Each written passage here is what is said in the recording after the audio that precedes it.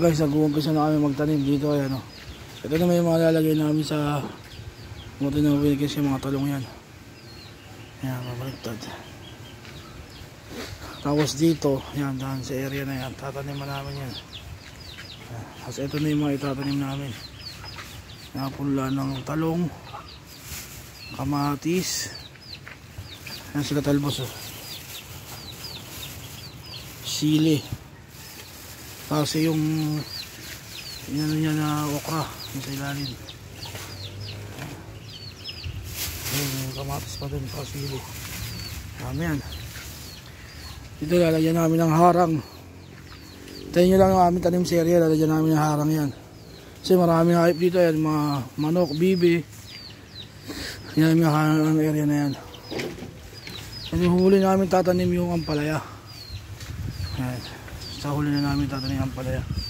Nakita nyo yung talong na yan, dami mga bunga yan, ha? Ang talong ni Katalbos. Ayan. Dami mga bunga. Pulang-pulang naman itong ulo. So ayun guys, ito na yung update sa aming ginagawa dun sa mga tanim na yun. Nag-video lang ako dito, konti lang ang ginagawa ko dyan. Ayan, si Tito Vic, isa sa malakas na tumulong sa amin. Si Katalbos. Ayan. Pagtataniman namin loob yan. Kailangan lang namin mabakudan yan. Kasi maraming manok dito. Bibe, papasokod lang itatanim na yun, masasayang. Ayan. As bubungkalin na yan mamaya. Tapos ito naman ibang mga na ilagay sa bote ng Wilkins yan. Ayan. Baka sakali kami mapila na magkaroon ng bagyo, tapos may nakasabit kaming mga pananim, may matitira kami. Ayan. So ayan na nga, may mga poste na yung mga tataniman. At ito na nga, ginagawa scatter na ito ni Katalbos. Mabilis lang ang pagbubungkal mamaya. Ayan.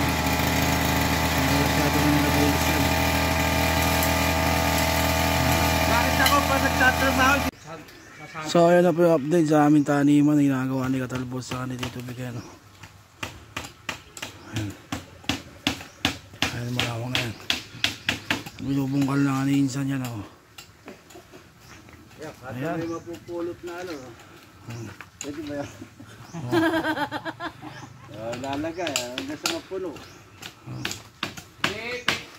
Pagka nakasimitan pa ulit sa gitna yan, pwede na yan. Ay, di nilagyan na sa ako yan. Brad naman na, panay ang... Masyadong malawak na.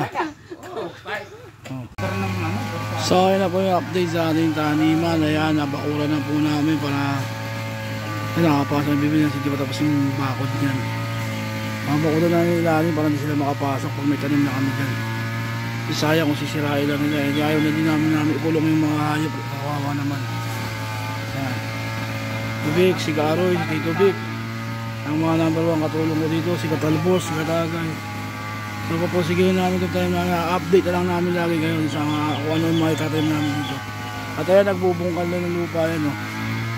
May pusa na kanina pagbubungkal yan, tinutuloy lang ni Karoy yan. Para yung mga tatanim namin yan, no? Mga pulang itatanim namin dyan, nilalagay namin lahat dyan. Tapos yung mga poste na yan, ang purpose niya kaya nagposte kami. Yung mga gumagapang na gulay dyan naman namin nilalagay ngayon. Ayan.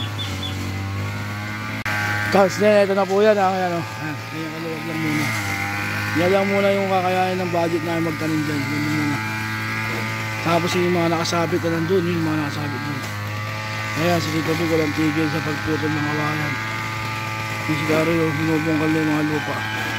So yun lang, update namin kayo bukas. Siguro tapos na to.